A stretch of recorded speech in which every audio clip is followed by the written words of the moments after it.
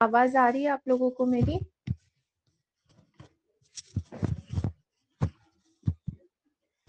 Hello, आवाज आ रही है क्या?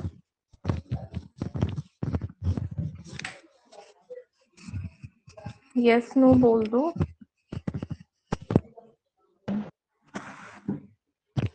मुझे नहीं आ रही किसी की आवाज।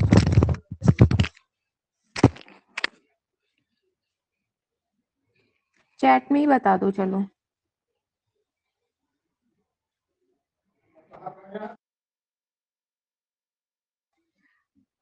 आवाज नहीं आ रही है क्या मेरी?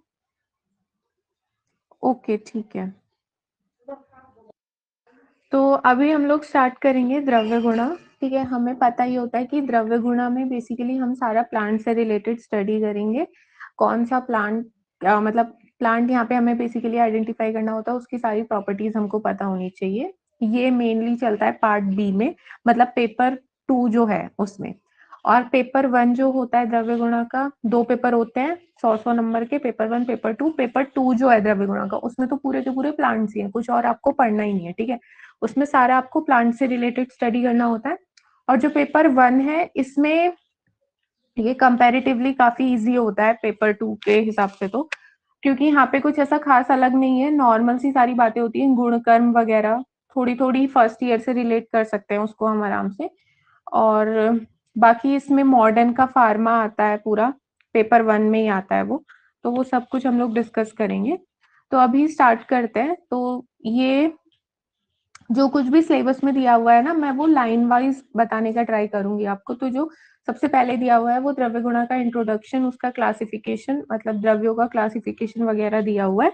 तो सबसे पहले इसकी परिभाषा हम देखेंगे। एक मिनट।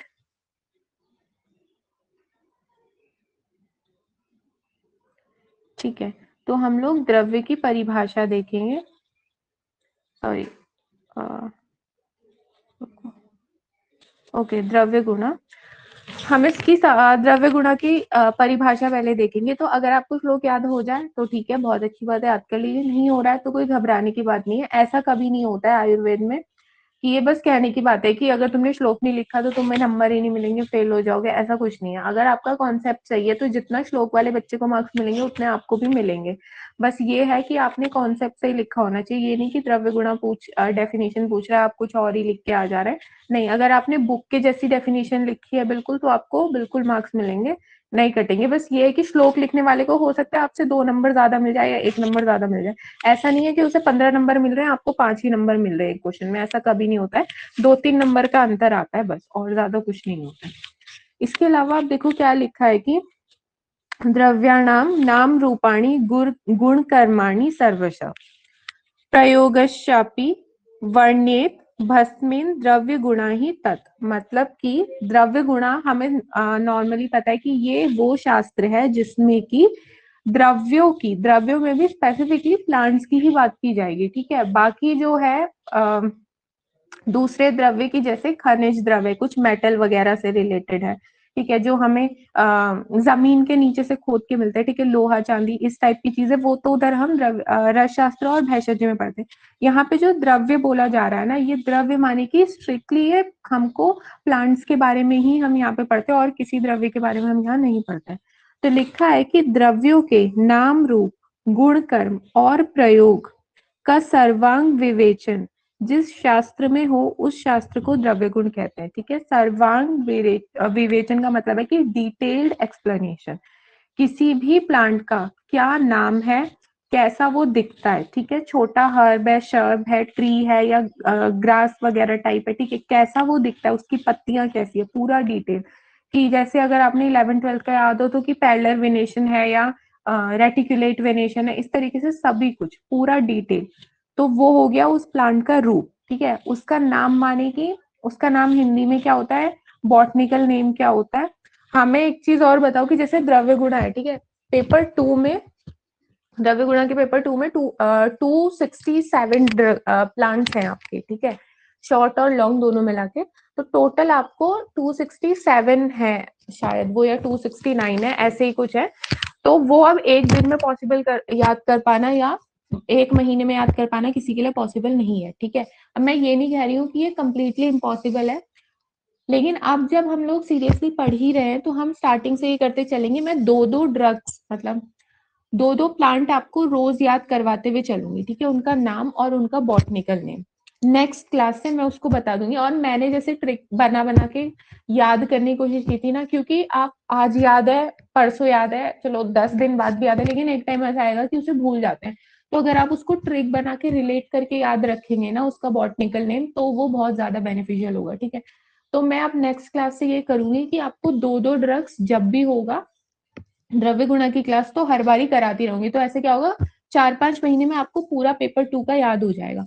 और एक बार अगर आपको पेपर 2 में बॉटनिकल नेम और फैमिली उसकी याद हो गई, बॉटनिकल नेम, फैमिली और उसका पर्याय यानी कि सिनोनिम, ये 3 चीजें मेन होती है जो हमको पेपर 2 में वो पूरे 267 प्लांट्स की याद होनी ही चाहिए, ठीक है। अगर हमको ये याद है ना तो हमारा आधे नंबर तो इसी से मिल जाते हैं, कि 100 नंबर का पेपर है तो 50 नंबर आप मान के चलिए आराम से आपको मिल ही जाएगी।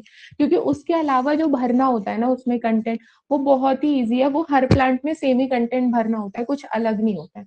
तो मेन जो पेपर 2 का है वो ये है कि हमें बॉटनिकल नेम, पर्याय और उसका फैमिली याद करना होता है। तो नेक्स्ट क्लास से हम रोज पहले 2 प्लांट्स याद करेंगे, उसके बाद हम आगे का कंटिन्यू करते रहेंगे, ठीक है। और ऐसा होगा कि जैसे मैंने आज मान लो 2 प्लांट करवा दिए, नेक्स्ट क्लास में शायद मैं वो पूछ लूं, शायद मैं ना पूछूं, ऐसा भी हो सकता है मैं 10 दिन बाद, तब तक के 10 दिनों में जितने भी प्लांट्स कराए वो मैं सभी पूछ लूं। तो आपको उन्हें रोज रेगुलरली याद करके आना है, क्योंकि वो प्लांट का नेम याद करना तो बहुत ही इंपॉर्टेंट है इसमें, ठीक है। वो एक बारी में याद नहीं होते हैं, बहुत ज्यादा डिफिकल्ट होता है वो याद करना।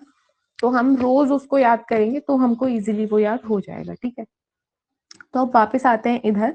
तो ये द्रव्य गुणा में क्या है कि इसकी परिभाषा ये है कि ये वो शास्त्र है जिसमें कि प्लांट्स का नाम, ठीक है, उसका स्वरूप यानी कि उसका रूप वो कैसा है, छोटा बड़ा, क्या उसका हाइट है, कैसे उसके फल है, कैसे पत्ते हैं, कैसे फूल आते हैं, ये उसका स्वरूप होगा या रूप होगा। उसका क्या गुण है, उसके क्या कर्म है, ठीक है, कर्म माने कि क्या उसकी प्रॉपर्टीज है, कहाँ पे काम कर रहा है वो, हमारा डाइजेस्टिव सिस्टम पे वर्क कर रहा है या रेस्पिरेटरी सिस्टम पे वर्क कर रहा है, तो काम कर रहा है तो कैसे काम कर रहा है, उसको अच्छे पॉजिटिव वे में कर रहा है या उसको नेगेटिव वे में वर्क कर रहा है, ये सारी चीजें कर्म के अंदर आती है, ठीक है। इसके अलावा गुण तो वही है, वो पराधि वगैरह ये सब। इसके अलावा प्रयोग, प्रयोग में कौन सी हम बीमारी में यूज कर सकते हैं, प्लस इसके क्या क्या हमको योग मिलते हैं। योग का मतलब होता है कि किस नाम से हमको इसका मेडिकल फॉर्मुलेशन जो है वो किस नाम से मार्केट में अवेलेबल हो जाएगा, वो होता है योग, ठीक है। तो यही सारी बातें हैं। तो द्रव्य गुणा वो शास्त्र है जिसमें कि द्रव्यों के नाम, रूप, गुण, कर्म और प्रयोग, इन सबका सर्वांग विवेचन हो, यानी कि डिटेल में जहां पे हमको बताया जाएगा ये सब के बारे में एक प्लांट्स की, वो शास्त्र को हम द्रव्य गुणा कहते हैं, ठीक है।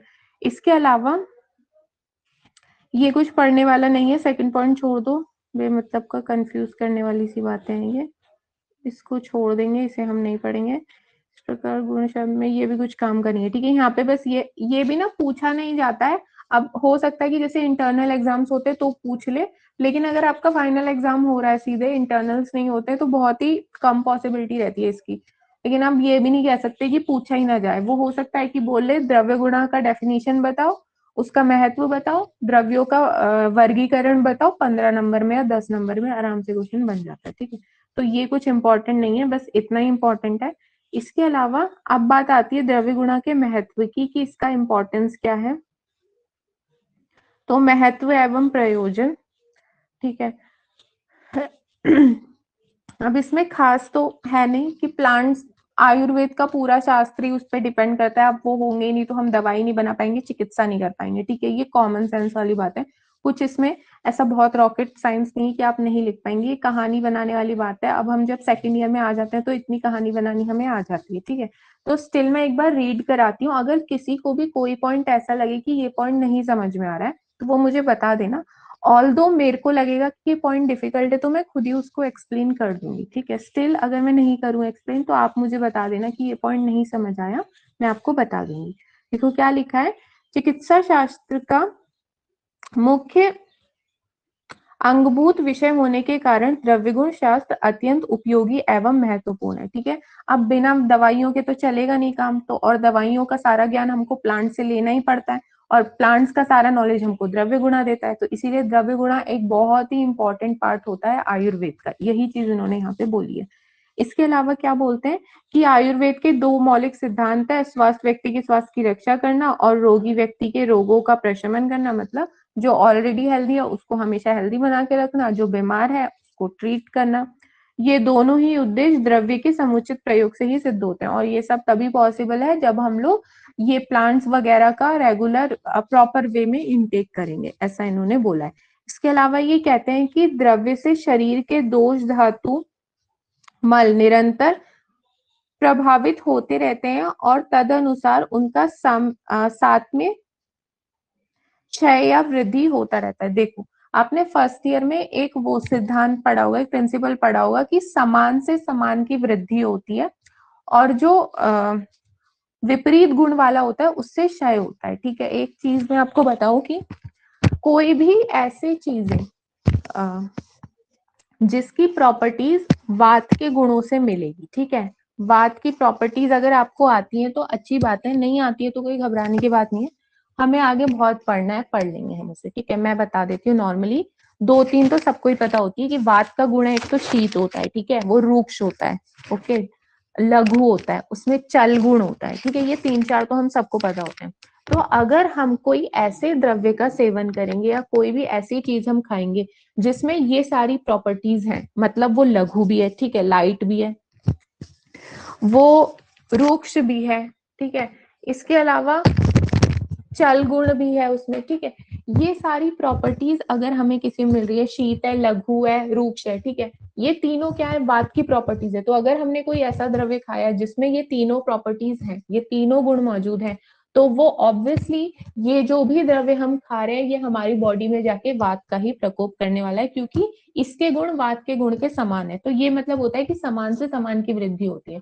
अब अगर हम कोई ऐसा द्रव्य, मतलब कोई ऐसा पदार्थ खाएंगे जिससे वो वात के गुणों के अपोजिट है, कि मान लो शीत ना होके वो उष्ण हो रहा है, ठीक है, और लघु ना होके वो गुरु हो रहा है, और इसके अलावा रूक्ष ना होके वो स्निग्ध हो रहा है, तो इस तरीके का खाएंगे तो ये वात का शमन करेगा। ठीक है, अब एक और चीज मैं यहाँ पे बता दूं कि वात और कफ एक ऐसे दोष हैं जो कंप्लीटली एक दूसरे के अपोजिट है। पित्त का कोई अपोजिट नहीं होता है, लेकिन अगर वात बढ़ रहा है आपकी बॉडी में तो कफ ऑटोमेटिकली कम हो रहा होगा, और अगर कफ बढ़ रहा है तो वात कम हो रहा होगा, क्योंकि वात और कफ एक दूसरे के कम अपोजिट दोष होते हैं। ठीक है, ये बात आपको ध्यान रखनी है। इसके अलावा यही चीज उन्होंने लिखी हुई है कि कुछ द्रव्यों को खाने से हमारी बॉडी में दोष धातु मल का निरंतर ये दोष धातु मल हमारी बॉडी के प्रभावित होते रहते हैं, कि अगर जो भी दोष के अकॉर्डिंग, अब क्या होता है ना, धातुओं के अकॉर्डिंग भी चलती हैं चीजें। अभी हम रोग निदान में एक टॉपिक पढ़ेंगे, आश्रय आश्रयी भाव। अगर आपने फर्स्ट ईयर में पढ़ा होगा तो ठीक है, अगर नहीं पढ़ा है तो कोई बात नहीं। लेकिन ये जो धातु होते हैं हमारे, सप्त धातु है, ये भी दोषों से लिंक्ड है। ठीक है, दोषों के जैसी इनकी प्रॉपर्टीज होती हैं, तो जो भी हमने द्रव्य खाया है वो जिससे भी मैच कर जाएंगे उसकी प्रॉपर्टीज, उसको वो प्रभावित करने लगेगा। तो यही चीज इन्होंने लिखी है। इसके अलावा और क्या बताते हैं ये, कि चिकित्सा के चतुष्पाद में वैध कर्ता द्रव्य, चिकित्सा के 4 चतुष्पाद होते हैं। ठीक है, मतलब चिकित्सा करने के लिए 4 चीजें चाहिए ही। एक वैद्य चाहिए, यानी कि डॉक्टर चाहिए, एक हमको दवाई चाहिए, ठीक है, औषध चाहिए, हमको परिचारक चाहिए, ठीक है, जो असिस्टेंट होता है वो चाहिए, नर्स वगैरह, और चौथा हमको रोगी चाहिए। ठीक है, ये होते हैं चिकित्सा के चतुष्पाद। अब ये चारों के बिना चिकित्सा पॉसिबल नहीं है। तो इन चतुष्पादों में से एक चतुष्पाद जो है हमारा, वो द्रव्य भी होता है। द्रव्य माने कि औषध भी होता है। तो चिकित्सा के चतुष्पादों में भी इसका बहुत इंपॉर्टेंस है, ऐसा इन्होंने बताया। इसके अलावा बोल रहे, चिकित्सा में सफलता प्राप्त करने के लिए आवश्यक है कि समस्त द्रव्यों का पूर्ण परिचय हो, सभी पक्षों की जानकारी हो, और देश तथा प्रकृति के अनुसार बाहरी और आभ्यंतर कर्मों में उनके योग, संयोग और प्रयोग का यथावत ज्ञान होना चाहिए। मतलब कि चिकित्सा में हमको अगर सफलता चाहिए तो हमको, जब तक हमें प्रॉपरली दवाइयों का नॉलेज ही नहीं होगा कि वो कहाँ पे किस तरीके से काम करिए, तो हम उसका चिकित्सा में प्रयोग नहीं कर पाएंगे और हम कभी भी सफल चिकित्सा नहीं कर पाएंगे। तो वही चीज लिखिए कि अगर आपको चिकित्सा करनी है सफल, तो आपको द्रव्यों का पूरी तरीके से अच्छा ज्ञान होना चाहिए, उसके देश, प्रकृति, ये सारी बातें आपको अच्छे से पता होनी चाहिए। ठीक है, कैसे उसका बाहरी प्रयोग है, एक्सटर्नल यूज क्या है, इंटरनल यूज क्या है, ये सारी बातें। इसके अलावा लिखा है द्रव्य भी साधन होने के कारण शस्त्र के समान ही है, अतः एक और उनका ज्ञान पूर्वक अमृत अमृत समान जीवनदायक है, तो दूसरी ओर उनका अज्ञान पूर्वक प्रयोग दुष्प्रयोग विष के समान प्राणहर है। मतलब कि हर चीज का हमको प्रॉपर नॉलेज होना चाहिए। अगर हम द्रव्यों को पॉजिटिव वे में यूज करेंगे तो वो अमृत के समान फल देगा, ठीक है। अगर उसको हम लोग इम्प्रॉपरली यूज करेंगे तो वो विष के जैसा काम करेगा। तो वही इन्होंने यहाँ पे बताया। फिर लिखा है द्रव्य गुण का महत्व आयुर्वेद में इससे भी किया जा सकता है कि आचार्य चरक ने आयुर्वेद की परिमाण यह बतलाया है कि एक सेकेंड यहाँ पे कट गया है कुछ। आयुष और आयुष्य द्रव्य गुण कर्म का ज्ञान होने के कारण भी इसे आयुर्वेद कहते हैं। कि बेसिकली यहाँ पे अब इन्होंने ये बताया कि आचार्य चरक ने भी द्रव्य गुणा के संदर्भ में बहुत सारे द्रव्यों का वर्णन हमको किया है, ठीक है। वहां पे वमन विरेचन अनुवासन वस्ती आस्थापन वस्ती इस तरीके से जब हम पढ़ेंगे ना धीरे धीरे तो हम देखेंगे कि आचार्य चरक ने भी बहुत सारे द्रव्यों का वर्णन अपनी बुक में किया है। अभी ये जो हम फर्स्ट भेषज चतुष्क पढ़ेंगे तो वहीं पे ही हम बहुत सारे द्रव्य पढ़ लेंगे। इसके अलावा निष्कर्ष ये कुछ इंपॉर्टेंट नहीं है, छोड़ो इसे। ये भी कुछ इंपॉर्टेंट नहीं है, द्रव्य गुणा का क्लासिफिकेशन।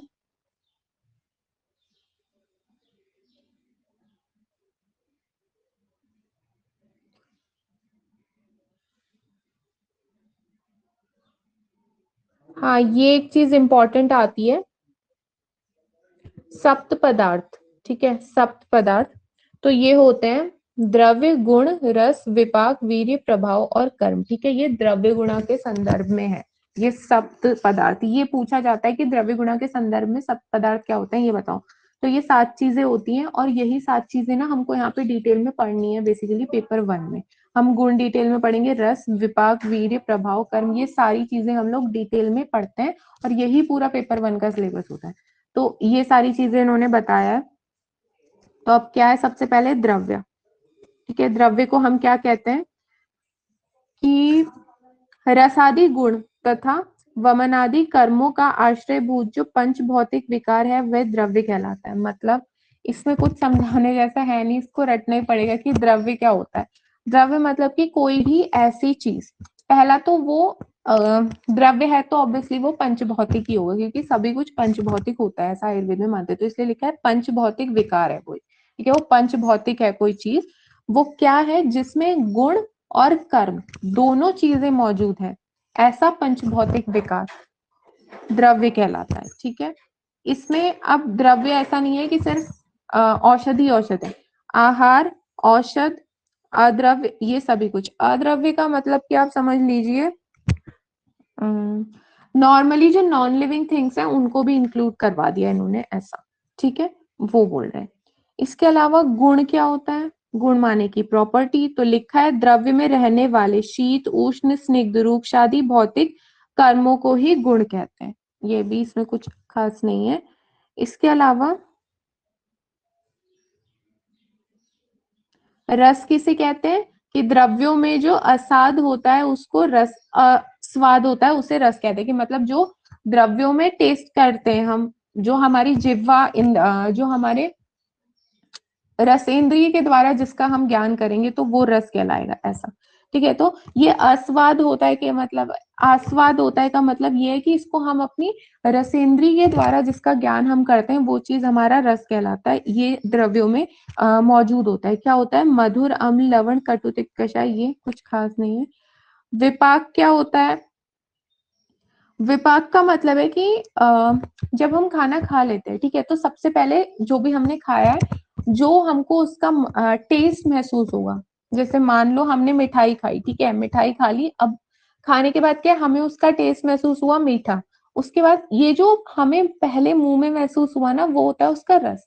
और विपाक होता है कि जब वो बॉडी में चला जाए आफ्टर डाइजेशन क्या उसका निकल के आ रहा है, ठीक है। अब ये जो विपाक होते हैं ना ये 3 होते हैं।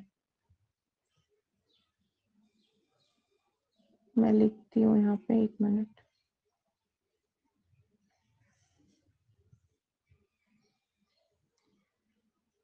मधुर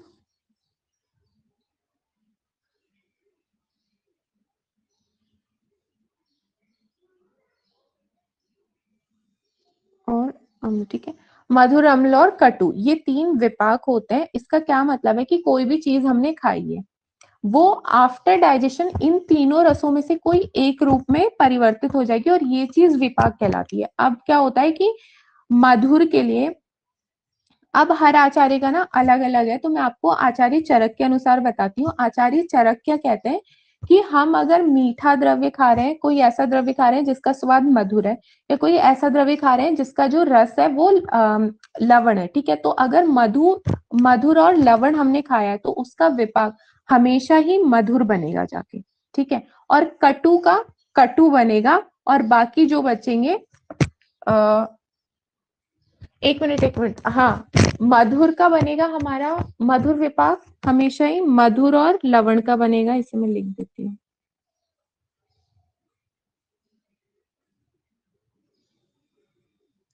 मधुर एंड लवण। ये दो रस वाले कभी भी हम खाएंगे खाना तो वो हमेशा मधुर विपाक में बदलेगा। अम्ल वाला, कोई भी अम्ल खाएंगे तो वो अम्ल में, बाकी के जो भी रस बचे हैं वो सब कटु विपाक में परिवर्तित हो जाएंगे, ऐसा आचार्य चरक का कहना है, ठीक है। और विपाक का क्या मतलब होता है? After digestion. जैसे मॉडर्न में तो हम कहते हैं कि मेटाबॉलिज्म हो गया, ग्लूकोज टूट रहा है, या लिपिड वगैरह टूट के फिर फैटी एसिड, ग्लिसरॉल इस तरीके से टूट रहा है। लेकिन आयुर्वेद में कैसे माना जाता है? आयुर्वेद में माना जाता है कि जो भी हमने खाया उसका कुछ पर्टिकुलर रस होगा, और आफ्टर डाइजेशन वो इन 3 में से कुछ एक बन जाएगा, या तो वो मधुर बन जाएगा, या वो कटु बन जाएगा, या वो अम्ल बन जाएगा। तो अम्ल बने, कभी भी हम कोई खट्टी चीज खाएंगे, कोई अम्ल चीज खाएंगे तो वो हमेशा ही उसका विपाक अम्ल होगा, आफ्टर डाइजेशन भी वो अम्ल ही वर्क करेगा। और अगर हमने मधुर और लवण खाया तो वो आफ्टर डाइजेशन मधुर की तरह रिएक्ट वर्क करेगा, और बाकी के जितने जो रस बचे हैं वो सब कटु के जैसे वर्क करेंगे। तो ये इन्होंने इसके बारे में हमें बताया, ये होता है विपाक, ठीक है। आफ्टर डाइजेशन क्या हो रहा है, रुको, ठीक है। तो विपाक का क्या मतलब होता है, देखो लिखा है, जठराग्नि के पाक के अंत रस का अंतिम प्रमाण विपाक कहलाते, कि जठराग्नि के पाक के बाद जो उत्पन्न हो रहा है, आफ्टर डाइजेशन जो हमारा रस निकल के आ रहा है वो विपाक कहलाता है। ये 3 प्रकार का होता है, मधुर, अम्ल और कटु, ठीक है। ये 3 तरीके का होता है। दूसरी डेफिनेशन क्या देते हैं विपाक की, कि खाए हुए मधुर आदि रस वाले द्रव्यों का जठराग्नि द्वारा परिपाक होकर अंत में जिस विशेष रस की उत्पत्ति होती है वह विपाक कहलाता है। जैसे कि मैंने बताया, हम कोई भी रस खा रहे हैं, मधुर, अम्ल, लवण, कटुतिक्त, कषाय, इन सारे रसों को खाने के बाद ये रस कुछ आफ्टर डाइजेशन अपने अपने अलग ग्रुप में बढ़ जाएंगे, और वही जो अलग अलग बढ़ जाते हैं वही विपाक कहलाता है। 3 ग्रुप में ये लोग बढ़ सकते हैं, या तो ये मधुर बन जाए, या ये अम्ल बन जाए, या ये कटु बन जाए। मधुर कौन बनता है? या हमने मधुर चीज खाई हो, या हमने लवण चीज खाई हो, ठीक है। या तो हमने मिठाई खाई हो, या हमने नमकीन खाई हो, तो वो जाके मधुर विपाक बन जाएगा। खट्टी चीजें खाएंगी तो वो अम्ल रस का हमेशा अम्ल विपाक बनेगा, और बाकी के जितने रस बचे हुए हैं वो सब मिलके कटु बनाएंगे, ठीक है। ये इसका पूरा रहता है। इसके बाद आती है बात वीर्य की, एक मिनट, ठीक है। अब बात आती है वीर्य की, ठीक है। वीर्य का मतलब होता है पोटेंसी। वीर्य का मतलब होता है पोटेंसी। पोटेंसी की मतलब कि वो किस क्षमता से, उसमें कितनी किसी भी कार्य को करने की कितनी उसमें क्षमता है, इसको पोटेंसी या वीर्य कहते हैं। तो देखो क्या लिखा है कि वीर्य वह है जिसके द्वारा कार्य किया जाता है। वीर्य के बिना कोई भी कार्य नहीं किया जा सकता, क्योंकि सभी क्रियाएं वीर्य से ही होती हैं। जैसे कि मैंने बताया पोटेंसी, पोटेंसी माने की क्षमता, उसमें कितनी कैपेबिलिटी है एक पर्टिकुलर काम को करने की, ये उस द्रव्य का वीर्य हमें बताएगा। तो वही ये सब लिखा है, कि लिखा है अतः द्रव्य जिसमें शक्ति के द्वारा कार्य करता है वह वीर्य कहलाता है। मतलब कि द्रव्य की वो शक्ति जिसके द्वारा जो कुछ भी कार्य वो द्रव्य कर पा रहा है, वो एक शक्ति के कारण कर पा रहा है, उसी को वीर्य कहते हैं, ठीक है। कोई भी द्रव्य जो कुछ भी कर्म कर रहा है, जो कुछ भी कार्य वो कर रहा है, ठीक है, जैसा भी उसका एक्शन है, उस एक्शन के पीछे एक शक्ति मौजूद है, और उसी शक्ति को वीर्य कहते हैं, ऐसा ही हमें बताते हैं, ठीक है। वीर्य का मतलब पोटेंसी होता है। और अब वीर्य भी क्या है, वीर्य के लिए भी दो मत है, ठीक है। दो मत माने कि दो चीज अलग अलग मानते हैं कुछ कुछ लोग। तो देखो, कुछ लोगों का मानना ऐसा है कि वीर्य 8 प्रकार का है, ठीक है, अष्टविध वीर्य है। आचार्य चरक का भी अष्टविध वीर्य है ऐसा मानना है, ठीक है। तो कुछ लोगों का मानना है कि जो ये पोटेंसी होती है, ये जो शक्ति है द्रव्यों की 8 प्रकार की हो सकती है, तो अष्टविध। और कुछ का मानना है कि ये द्विविध होती है, ठीक है। द्विविध, द्विविध में भी क्या, या तो शीत ही हो जाएगा वो द्रव्य, या तो वो उष्ण हो जाएगा। और अष्टविध वालों का क्या मानना है, गुरु हो सकता है, लघु हो सकता है, स्निग्ध हो सकता है, रुक्ष हो सकता है, ठीक है। इसके अलावा हेम यानी कि शीत, ठीक है, तो शीत हो सकता है, उष्ण हो सकता है, तीक्ष्ण हो सकता है, मृदु हो सकता है। तो इस तरीके से 8 में से कुछ भी एक हो सकता है ऐसा मानना है। तो वीर्य क्या होता है, वो शक्ति द्रव्य की जिससे कोई भी द्रव्य कार्य अपने कर्म करता है। और वीर्य के लिए अलग अलग मत हैं आचार्यों के, अलग अलग उनके विचार हैं, ठीक है। कुछ आचार्यों का मानना है कि अष्टविध होते हैं, 8 तरीके के वीर्य हो सकते हैं, और कुछ का मानना है कि 2 तरीके के होते हैं। जो मानते हैं कि 2 तरीके के वीर्य होते हैं, वो कहते हैं या तो वो उष्ण होगा या वो शीत होगा। और कुछ का मानना है कि 8 तरीके के हो सकते हैं, तो वो ये है, मधुर, स्निग्ध, शीत, मृदु, लघु, रुक्ष, ये सारी चीजें, ठीक है। ये सब होता है वीर्य के बारे में। इसके बाद नेक्स्ट जो हमारा है सप्त पदार्थ में द्रव्य गुणा के, वो आता है प्रभाव, ठीक है। प्रभाव का मतलब है कि कई बार ऐसा होता है कि हमें जो द्रव्य दिया है वो उसमें शीत गुण भी है, उसमें रूक्ष वीर्य भी है, ठीक है। इसके बावजूद भी उसके सारे जो हमको दिख रहा है ना, ऊपर से देख के हमें लगेगा अच्छा इसके पास शीत वीर्य भी है, और इसके पास खर गुण भी है, रूक्ष गुण भी है, तो ये पक्का वात को बढ़ाने का काम करेगा। लेकिन कई बार ऐसा होता है कि ये सब वात के जैसे गुण होने के बावजूद भी, वात के जैसा वीर्य, वात के जैसा गुण होने के बावजूद भी वो द्रव्य वात को ना बढ़ाए, ठीक है। हो सकता है वो वात पे कम कम कर रहा हो वात को, ठीक है। तो ये जो अलग आ रहा है ना, प्रॉपर्टी प्रॉपर्टी में डिफरेंस आ रहा है, जो नॉर्मल होना चाहिए उस नॉर्मलिटी से हट के कुछ अलग चीज हमको उस द्रव्य में देखने के लिए मिल रही है, वो अलग चीज प्रभाव की वजह से देखने के लिए मिलती है। प्रभाव एक ऐसी प्रॉपर्टी आप समझिए जिससे नॉर्मली जो होना चाहिए वो चीज चेंज हो जाती है। देखो अब इस थोड़ा बेटर यहाँ पे क्या लिखा है कि द्रव्य में जो सहज विशिष्ट संकित शक्ति होती है वे प्रभाव कहलाती है, कि ये कुछ खास है नहीं इसमें। इसके अलावा जैसे अर्जुन का हृदय होना, ये कुछ नहीं है, नहीं। हाँ, देखो ये रस आदि के समानता होने पर भी द्रव्य में जो विशेष कर्म आता है वो प्रभाव कहलाता है। जैसे कि मैंने आपको बताया कि शीत गुण है वहां पे, ठीक है, शीत है, वो खर है, वो रूक्ष है, इसके बाद भी वो वात को नहीं बढ़ा सकता है। ऐसा हो सकता है कि वो वात को कम कर रहा हो। तो यहाँ पे जो काम करेगा वो उस द्रव्य का प्रभाव कर रहा होगा। मान लीजिए कि आपको कोई 2 चीजें दी है, ठीक है, उसमें से एक की ऐसी प्रॉपर्टी है, देखो यहीं पे लिखा हुआ है, चलो मैं यहीं से बताती हूँ, 2 एग्जाम्पल से समझाती हूँ, ठीक है। एक इन्होंने घृत दिया हुआ है, एक इन्होंने दुग्ध दिया हुआ है, ठीक है। अब जो घृत है और दुग्ध है, दोनों के गुण समान है, ठीक है, दोनों शीत है, स्निग्ध है, सारी ऐसी इनकी प्रॉपर्टीज है जो बिल्कुल ही कफ को बढ़ाने वाली है, ठीक है।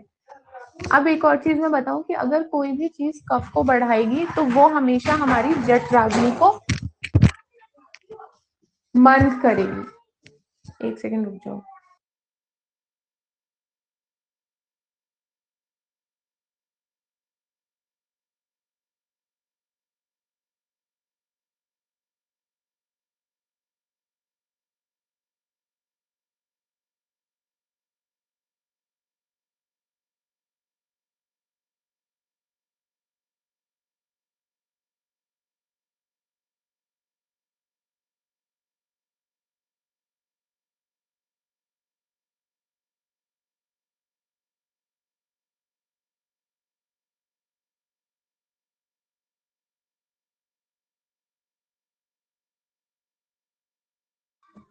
हाँ, तो मैं बता रही थी कि इसको मैं एग्जाम्पल से बताती हूँ। देखो एक होता है घृत, ठीक है, और एक होता है दुग्ध। इन दोनों की ऐसी प्रॉपर्टीज होती हैं जो कि कफ बढ़ाने के लिए होती हैं, और कफ अगर हमारी बॉडी में प्राकृत रूप में है, ठीक है, अगर वो बैलेंस स्टेट में आपकी बॉडी में कफ है तो वो हमेशा ही आपकी इम्यूनिटी को बढ़ाने का काम करेगा, आपके बल को, आपके ओज को बढ़ाने का काम करेगा, ठीक है, अगर नेचुरल स्टेट में है, बैलेंस स्टेट में है तब। अगर कफ विकृत हो गया, या तो वो कफ बढ़ गया है या वो कफ कम हो गया है, तो वो हमेशा ही आपकी बॉडी के लिए हार्मफुल है, ठीक है। और हमारा जठराग्नि जो है, हमारी जो डाइजेस्टिव पावर है, इसको कम करने के लिए, कभी भी हमारी जो जठराग्नि है वो मंद हो रखी है, तो जठराग्नि मंद है, हम इसका सबसे पहला अगर कोई कंक्लूजन निकल के आता है जठराग्नि मंद होने से, तो वो ये निकल के आता है कि ऑब्वियसली इस मनुष्य में या इस पेशेंट में कफ की वृद्धि हो रखी होगी, ठीक है। कफ एक स्निग्ध चीज है, जैसे पानी है ना, आग जल रही है, आग में अगर आप पानी डाल देंगे तो वो बुझ जाएगा, ठीक है, अगर आप आग में आप हवा देंगे तो हो सकता है वो बुझे, हो सकता है वो बढ़ जाए। नॉर्मल कंडीशन में आप ऐसे समझिए, जठराग्नि मतलब कि आग, कफ माने की पानी, और वायु माने की ऑक्सीजन। अब आग जलाने के लिए ऑक्सीजन की तो रिक्वायरमेंट होती है, ठीक है, इसीलिए कभी भी वायु की वजह से जठराग्नि आपकी मंद नहीं होगी, ठीक है। हमेशा मंद कराने के पीछे वो ऐसी चीज आएगी जो पानी, जैसे हम आग जल रही है उसमें पानी डाल देंगे तो वो बुझ जाएगा, तो ऐसी जठराग्नि जो है ये मंद हो रही है, माने कि इसमें कफ आ रहा है, क्योंकि कफ को हम पानी से रिलेट करवा रहे हैं, ठीक है। तो जब कभी भी हमारी जठराग्नि मंद होती है तो हमेशा उसके पीछे रीजन 90% टाइम्स यही होता है कि इस मनुष्य के शरीर में कफ की वृद्धि हो गई होगी, ठीक है। कफ की वृद्धि की वजह से कफ की वृद्धि की वजह से ही हमारी बॉडी में जठराग्नि मंद हो जाती है। तो अब ऐसा है कि अगर प्राकृत रूप में है कफ तो वो बल बढ़ाएगा, जठराग्नि को भी मंद नहीं करेगा, ठीक है। नॉर्मल बैलेंस स्टेट में कफ हमारी बॉडी में अच्छे काम करता है। तो ये जो दूध और घृत होता है ना, ये क्या होता है कि इनकी जो प्रॉपर्टीज होती हैं ये हमारा ओज बढ़ाने वाली होती हैं, या इनडायरेक्टली ये भी कह सकते हैं कि कफ वर्धक प्रॉपर्टीज होती हैं।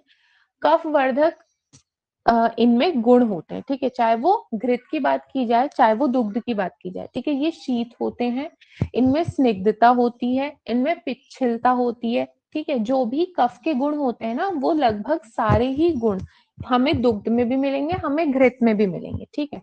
तो गुण वगैरह सब कुछ सेम है।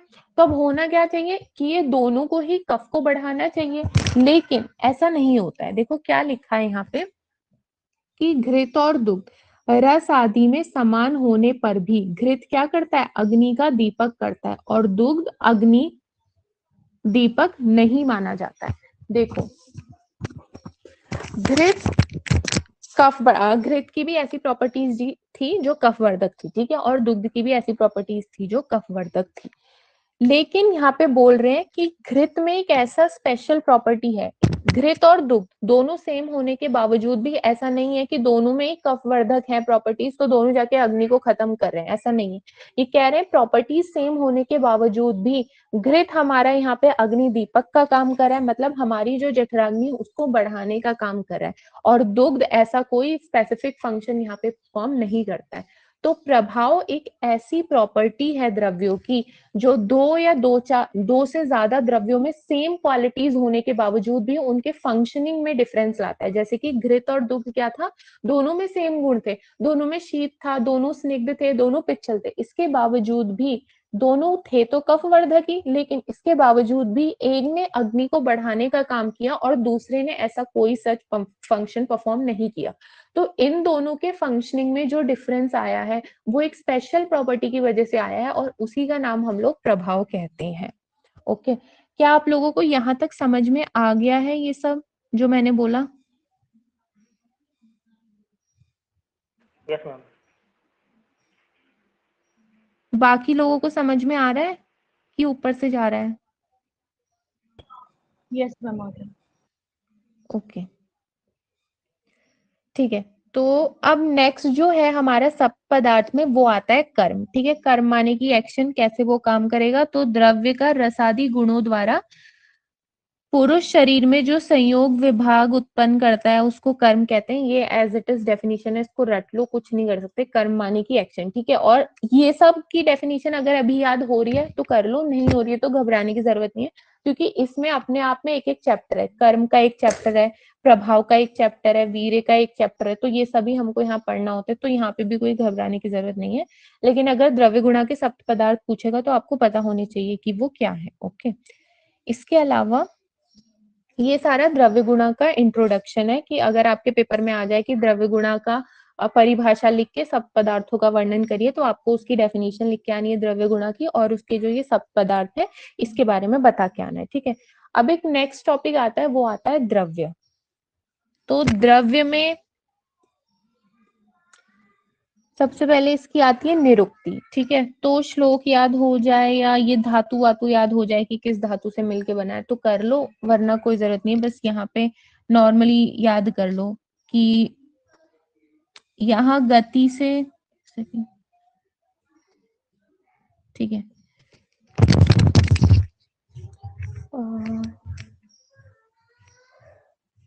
यहाँ से याद कर लेना, जिसके प्रयोग से रोग दूर हो जाते हैं और व्यक्ति स्वस्थ हो जाता है या स्वास्थ्य का व्यक्ति का स्वास्थ्य उत्तम हो जाता है, उसको द्रव्य कहते हैं, ठीक है। ये इसकी निरुक्ति में इतना सा पॉइंट डाल देना कि बस ये है कि एग्जाम में हमको हेडिंग बनाना इंपॉर्टेंट होता है, तो आप वहां पे निरुक्ति अगर द्रव्य पूछेगा तो द्रव्य की निरुक्ति में ये लिख दीजिएगा कि जिसके प्रयोग से रोग दूर हो जाते हैं और व्यक्ति का स्वास्थ्य उत्तम हो जाता है, उसको हम द्रव्य कहते हैं, इतना, ठीक है। इसे कोई काटेगा नहीं।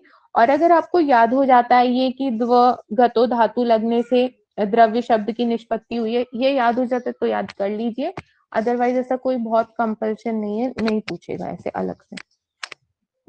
इसके अलावा इसके लक्षण, तो जिसमें गुण और कर्म आश्रित हो तथा अपने कार्य द्रव्यों का समवायी कारण हो, ये तो बिल्कुल वो रटने वाली डेफिनेशन है जो फर्स्ट ईयर की पदार्थ की होती है, वही वाली है ये, ठीक है। इसको इसके अलावा जो हमने पीछे पढ़ी थी वो भी हम ध्यान रख सकते हैं कि वो जिसमें कि कर्म और गुण आश्रित होते हैं वो द्रव्य कहलाता है, वही चीज इन्होंने यहाँ पे लिखी हुई है, ऐसा कुछ खास नहीं है। इसके अलावा पंच भौतिक निष्पत्ति है कि पंच भौतिक होते हैं सारे द्रव्य, ये तो हमें पता ही है, तो वही लिखा है कि संसार में सभी द्रव्य पंच भौतिक होते हैं। द्रव्य गुण शास्त्र में कारण द्रव्य का उपयोगी ना होना, केवल कार्य में ये कुछ खास नहीं है, इसे छोड़ो। द्रव्य शब्द भी पंच भौतिक है, इसके अलावा इसमें कुछ खास नहीं है, हमें ये पता है कि सारे के सारे द्रव्य पंच भौतिक होते हैं और कुछ नहीं है, ठीक है। इसके अलावा यहाँ से इंपॉर्टेंट आता है वर्गीकरण, ठीक है, ये इंपॉर्टेंट है कि क्लासिफिकेशन पूछता है द्रव्यों का, तो क्लासिफाई हम बहुत बेसिस पे करते हैं, कार्य कारण के भेद से, चेतना के भेद से, निष्पत्ति के भेद से, योनि के भेद से, प्रयोग के भेद से, बहुत सारे अलग अलग बेसिस पे हम लोग द्रव्यों को क्लासिफाई करते हैं। सबसे पहले हम कारण कार्य देखते हैं, ठीक है। तो सबसे पहले हम क्या है, कारण कार्य भेद से द्रव्यों को क्लासिफाई करेंगे। तो दो तरीके के हो जाते हैं, कारण द्रव्य और कार्य द्रव्य, ठीक है।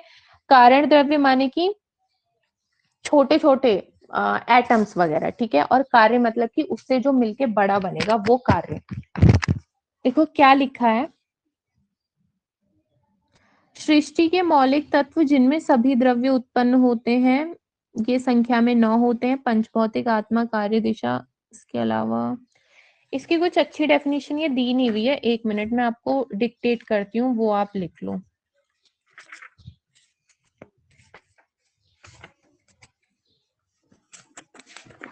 देखो कारण कार्य का तो मतलब यही होता है, कारण का तो मतलब होता है बिल्कुल छोटा छोटा जो एटम्स है, ठीक है, छोटे छोटे एटम्स या चलो सेल, छोटे छोटे सेल जब मिलके बड़ा सा ऑर्गन और एक पूरा ऑर्गन सिस्टम बना देंगे ना, वो ऑर्गन या ऑर्गन सिस्टम हम कार्य कह देंगे। और वो जो छोटे छोटे सेल्स आपस में जुड़ रहे हैं, बिल्कुल माइन्यूट से स्ट्रक्चर जो आपस में जुड़ के किसी बड़ी चीज की रचना करेंगे, तो वो जो बड़ी चीज की रचना हुई है वो कार्य, और जो वो छोटे छोटे आपस में जुड़ के उस बड़ी चीज को बना रहे हैं वो कारण द्रव्य। ये आसान भाषा में समझने के लिए है, इससे आप भूलेंगे नहीं कि कारण और कार्य द्रव्य क्या होते हैं। इसके अलावा मैं इसकी डेफिनेशन आपको डिक्टेट करती हूँ, एक मिनट वेट करिए।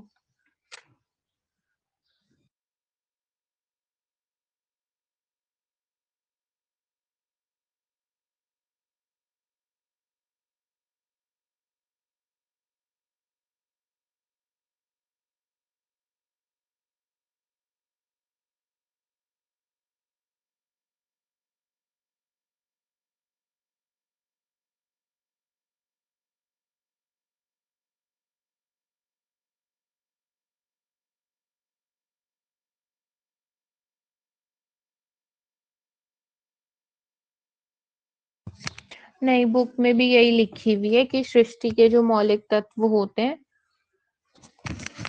जिनके कारण सभी द्रव्य उत्पन्न होते हैं उसको ही कारण द्रव्य कहते हैं, और ये 9 होते हैं, हमें ध्यान रखना है। पंचमहाभूत, आत्मा, मन, कार्य और दिशा। ठीक है, मुझे लगा कि शायद बुक में कुछ दिया होगा अच्छा डेफिनेशन, लेकिन यही दी हुई है, तो आपको यही ध्यान रखनी है। और कार्य होता है कारण द्रव्यों से उत्पन्न होने वाले, सृष्टि के सभी द्रव्यों को कार्य द्रव्य कहते हैं। जैसे मैंने बताया, छोटे छोटे सेल्स मिलके जब बड़ा ऑर्गन सिस्टम बना देंगे तो वही चीज कार्य कहलाएगी। तो वही लिखा है कि छोटे छोटे जो कारण द्रव्य हैं, ये जब आपस में इनके सहयोग से कुछ बड़ी चीज उत्पन्न होगी वही कार्य कहलाएगी। जैसे कि घट, पट, गोधूम, गुडुची, ये सब नॉर्मल, मतलब कोई भी चीज आप उठा लो वो सब। ठीक है, इसके अलावा अब सेकंड जो बेसिस पे हम क्लासिफाई करते हैं द्रव्यों को, वो करते हैं चेतना भेद से। ठीक है, चेतना चेतन भेद से, मतलब कि लिविंग और नॉन लिविंग, इस तरीके से। इसके अलावा जो चेतन होता है माने कि वो लिविंग है, और अचेतन माने कि वो नॉन लिविंग है। तो देखो क्या लिखा है कि जिसमें चेतना यानी कि आत्मा का निवास होता है और वो अभिव्यक्त होती है। ठीक है, वो चेतना कहलाती है। माने कि जो लिविंग है वो चेतन द्रव्य है, और अचेतन द्रव्य वो हो जाएंगे जो कि नॉन लिविंग होते हैं। ठीक है, नॉन लिविंग में वो आएंगे जैसे कि स्वर्ण आदि जो भी धातुएं हैं, वो सब जितने भी पार्थिव द्रव्य हैं, जो भी हमको खनिज रूप में मिलते हैं, जो भी हमको धरती से मिलते हैं। ठीक है, नॉन लिविंग। प्लांट्स तो लिविंग में आते हैं, तो वो चेतन द्रव्य के अंदर हम डालेंगे। ठीक है, और नॉन लिविंग में आएंगे जितने भी हमारे मेटल्स वगैरह हैं, जितनी भी धातुएं होती हैं जो हमको जमीन से खोद के जिन्हें हम निकालते हैं, वो सब अचेतन द्रव्यों में आएगा। तो ये सेकंड क्लासिफिकेशन रहता है जो हम द्रव्यों का करते हैं। इसके अलावा इन्होंने यहाँ पे हमें बताया हुआ है कि ये जो चेतन द्रव्य है, इस चेतन द्रव्य को भी हम फर्दर 2 तरीके से क्लासिफाई कर सकते हैं। एक होता है अंतःचेतन और दूसरा होता है बाह्य चेतन। ठीक है, अंतःचेतन मतलब कि जिसमें हम उसके अंदर है लाइफ, लेकिन हमें बाहर से देखने में पता नहीं चल रहा है कि वो जीवित है या नहीं, जैसे कि प्लांट्स। ठीक है, ये अंतःचेतन होता है। प्लांट्स होते लिविंग है, लेकिन बाहर से देखने पे वो घूमते फिरते नहीं है, तो हमें लगता है कि वो डेड है। ठीक है, हमें मानेंगे जो नॉर्मल लिविंग और नॉन लिविंग में बच्चे अंतर समझना चाहते हैं उनकी बात की जा रही है, बाकी साइंस पढ़ने वालों को तो पता ही होता है इसके। तो अंतःचेतन माने कि जिसके अंदर चेतना मौजूद है, बाहर से कोई ऐसी एक्टिविटी नहीं हो रही है जिससे हम बता सकें ये चेतन है कि अचेतन, वो अंतःचेतन। बाह्य चेतन मतलब कि बाहर से जो दिखे। देखो क्या लिखा है कि जिसमें चेतना की पूर्ण अभिव्यक्ति हो, अभिव्यक्ति मतलब पूरी तरीके से एक्सप्रेस हो रहा है वो, और जीवन की संवेदनाएं प्रच्छन्न अस्पष्ट रूप से चलती हो, मतलब कि प्रॉपरली जितना भी जीवन का क्रियाएं हैं कि चलना फिरना घूमना, ये सब बिल्कुल अस्पष्ट हो। ठीक है, बिल्कुल क्लियरली हमको नहीं दिखती है, और ना ही उसकी जो चेतना है उसकी भी पूर्ण अभिव्यक्ति नहीं होती है। चेतना पूरा एक्सप्रेस नहीं होता है। ठीक है, पूरा प्रॉपर्ली हमें पता नहीं चलता है। प्लस उसमें जो भी नॉर्मल लिविंग ऑर्गेनिजम्स में जितने भी कर्म होते हैं वो भी बिल्कुल स्पष्ट रूप से हमको नहीं दिखाई देते हैं, वो भी अस्पष्ट रहते हैं। इस तरीके के जो भी हैं वो सब अंतःचेतन कहलाएंगे। और ये अंतःचेतन 4 प्रकार के होते हैं: वनस्पति, वानस्पत्य, औषध और विरुद्ध।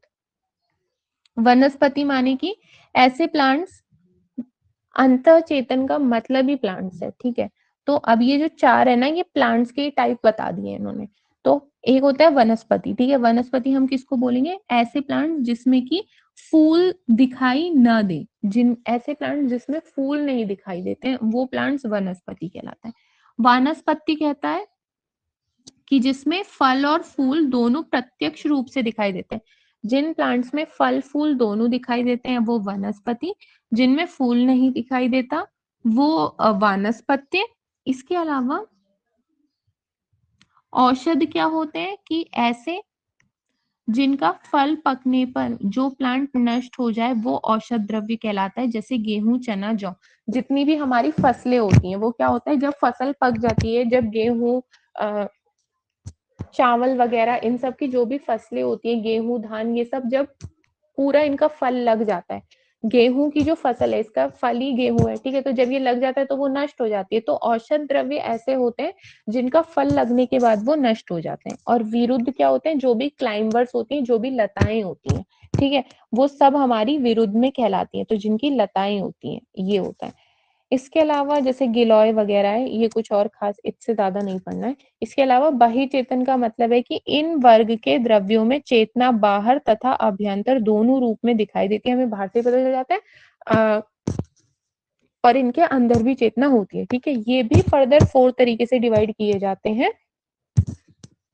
एक होता है जरायुज, ठीक है, ऐसे ऑर्गेनिज्म जो प्लेसेंटा से आते हैं। तो जरायु माने की प्लेसेंटा, तो जिनका जरायु से जन्म होता है, वो जो भी ऑर्गेनिजम्स हैं वो जरायुज कहलाते हैं, जैसे कि मनुष्य, गाय वगैरह।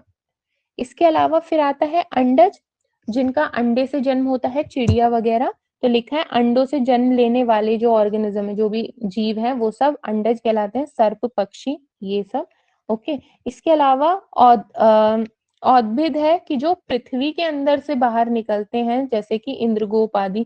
ये पृथ्वी के अंदर से जो बाहर निकलते हैं ना, इसमें ये अर्थवॉर्म वगैरह को भी कंसीडर करते हैं कि ये जमीन के नीचे से निकलते हैं। इसके अलावा स्वेदज जो पसीने से उत्पन्न होते हैं, ऐसे कीड़े वगैरह, वो सब स्वेदज के अंदर आते हैं, जो स्वेद से, स्वेट से उत्पन्न होते हैं, जैसे कि कृमि और कीट वगैरह, ठीक है, कीड़े मकोड़े ऐसे। तो ये 2 क्लासिफिकेशन हमने द्रव्यों का देखा। द्रव्य एक तो हम चेतना अचेतना के बेसिस पे कर देंगे, ठीक है। चेतना अचेतना में भी फिर बाहरी आभ्यंतर, बाहरी और अंतः चेतन हम करेंगे, ठीक है। उसके बाद उनका फर्दर देखा। तो मेन ये है, द्रव्य को हम चेतन अचेतन में बांट सकते हैं। और दूसरा जो क्लासिफिकेशन देखा वो कार्य और कारण का देखा, ठीक है। अब जो तीसरा क्लासिफिकेशन हम द्रव्यों को देखेंगे, वो देखेंगे निष्पत्ति भेद से। निष्पत्ति भेद से माने कि पंच भौतिक संगठनों में किसकी प्रधानता है। पंच भौतिक संगठन के भेद से देख रहे हैं, इसका मतलब ये नहीं है कि ये वाला पर्टिकुलर द्रव्य सिर्फ पृथ्वी महाभूत से ही बना है, ये वाला सिर्फ वायु से ही बना है, ऐसा नहीं है। बने सब पांचों महाभूत से, लेकिन डोमिनेंस कौन से महाभूत की है उसके बेसिस पे इनका यहाँ पे नाम पड़ जाएगा, कि जैसे पार्थिव है, आप्य है, तेजस है, वायव्य है और आकाशीय है, ठीक है, ऐसे। इसमें देखो क्या लिखा है कि जो पार्थिव द्रव्य होते हैं वो कैसे होते हैं, इनकी प्रॉपर्टीज दी हुई है। ये गुरु होते हैं, खर होते हैं, कठिन, मंद, स्थिर, विशद, ये सब ना आपने फर्स्ट ईयर में पढ़ा होगा। तो ये सारी प्रॉपर्टीज जिस द्रव्य में होगी वो पार्थिव द्रव्य होता है। इसी तरीके से आप्य द्रव्य किसको बोलेंगे, मतलब जल की प्रधानता हम है इस द्रव्य में, कैसे बोलेंगे, जिस भी द्रव्य में जल की अधिकता ज्यादा होती है वो हमें आप्य द्रव्य कहलाता है। और इसकी क्या प्रॉपर्टीज है, द्रव होगा, द्रव माने की लिक्विड होगा, ठीक है, स्निग्ध है, शीत है, मंद है, इस तरीके की सारी प्रॉपर्टीज इन्होंने दी है। ऐसे ही इन्होंने तेजस के लिए बोला है कि उष्ण है, तीक्ष्ण है, सूक्ष्म, ये सारी प्रॉपर्टीज वाले जो भी द्रव्य होंगे वो तेजस महाभूत वाले द्रव्य हम बोलेंगे कि उसमें अग्नि प्रधान वो द्रव्य है। ओके। ऐसे ही नेक्स्ट जो है वायव्य द्रव कहलाएगा। अब वायु से रिलेटेड जो प्रॉपर्टीज हो जाएगी, लघु, शीत, रूक्ष, ये सारी गुणों वाले जो भी द्रव्य हैं वो वायव्य कहलाएंगे। ऐसी आकाश में भी कुछ प्रॉपर्टीज आकाश से रिलेटेड हो जाएंगी, ठीक है। ये सब इसका पंच भौतिक संगठन के आधार पे द्रव्य को इस तरीके से 5 में बांटा जाता है, ठीक है। अब जो 4th क्लासिफिकेशन आता है द्रव्यों का, वो आता है योनि भेद से, ठीक है। ओरिजिन कहाँ से हुआ है इसके बेसिस पे। तो ये कैसे है, जांगम है और औद्भिद द्रव्य है, ठीक है। या तो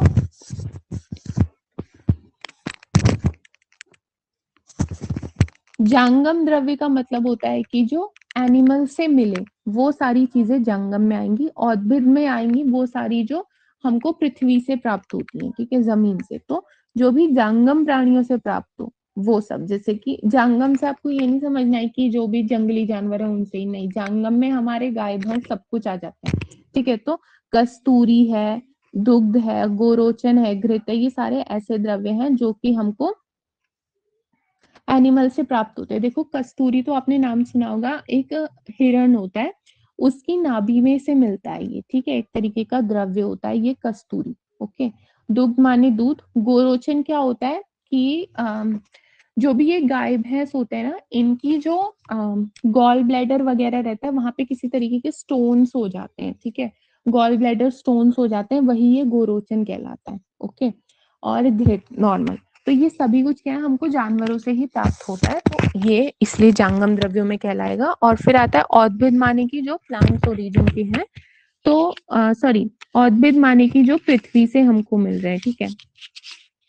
और पृथ्वी या प्लांट ओरिजिन आप कह लो, प्लांट ओरिजिन ही होता है औद्भिद, ये पृथ्वी को चीर कर बाहर निकलते हैं, तो मतलब ये गलत लिखा है ये, मतलब कि जो प्लांट ओरिजिन होता है ना वो औद्भिद कहलाता है। जंगम ओरिजिन का मतलब होता है कि एनिमल से मिल रहा है। और तो प्लांट से हमें क्या मिलता है, गोधूम, गोधूम माने की गेहूं, ठीक है, हरितकी आदि, जो भी प्लांट ओरिजिन के जितने भी प्लांट से चीजें हमको प्राप्त होती है वो सब की सब औद्भिद में आएगी, ठीक है। औद्भिद मतलब ही होता है प्लांट ओरिजिन, और जंगम मतलब है कि एनिमल ओरिजिन। तो जो भी हमको एनिमल से प्राप्त होती है चीजें वो सब जंगम द्रव्यों में मानी जाएंगी, और जो भी चीजें हमको प्लांट से प्राप्त होती है वो सब औद्भिद द्रव्यों में मानी जाएंगी, ठीक है। इसके अलावा तीसरा जो योनि रहता है वो रहता है भौम्य। भौम्य में, या इसको भौम्य का दूसरा नाम होता है पार्थिव द्रव्य। पार्थिव द्रव्य ऐसे द्रव्य होते हैं जो हमको पृथ्वी से मिलते हैं, जैसे कि अलग अलग धातुएं, ठीक है।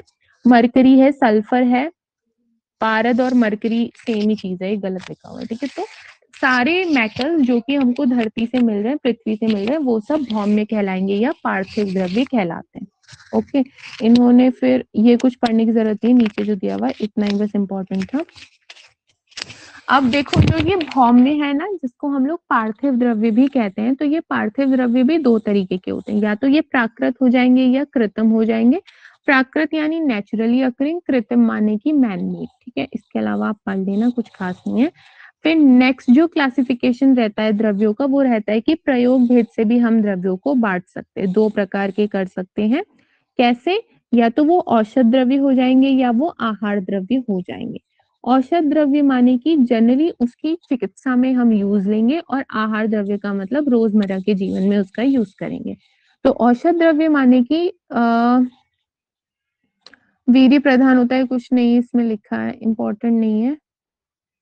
देखो, रोग निवारण के लिए विशिष्ट अवस्थाओं में विशेष उद्देश्य एवं प्रयोजन के लिए यूज करते हैं इनको, ठीक है। रोग अवस्थाओं में ही जिनका स्पेसिफिकली यूज किया जाए ऐसे द्रव्य औषध द्रव्य कहलाते हैं, और आहार द्रव्य ऐसे हैं जिनका हम डेली यूज करते हैं, ठीक है। शरीर की रक्षा और शरीर की वृद्धि के लिए जिनका यूज किया जाए वो आहार द्रव्य कहलाते हैं। ओके, तो अभी आज के लिए मैं इतना ही रखती हूँ, फिर बाकी जो है वो मैं आपको कल बताऊंगी या जब भी नेक्स्ट क्लास होगी। यहाँ तक किसी को कुछ पूछना है तो आप पूछ लीजिए।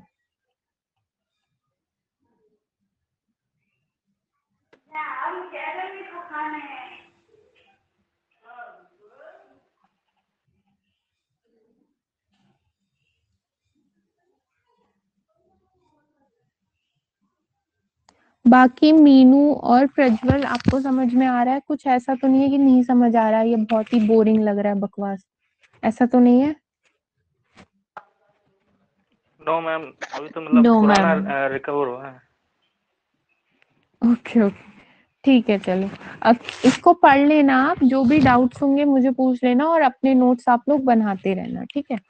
ओके, अब फिर नेक्स्ट क्लास चरक की होगी, वो भी मैं जूम पे ही लूंगी, उसका मैं लिंक भेज देती हूँ आपको, 5:45 पे होगी वो।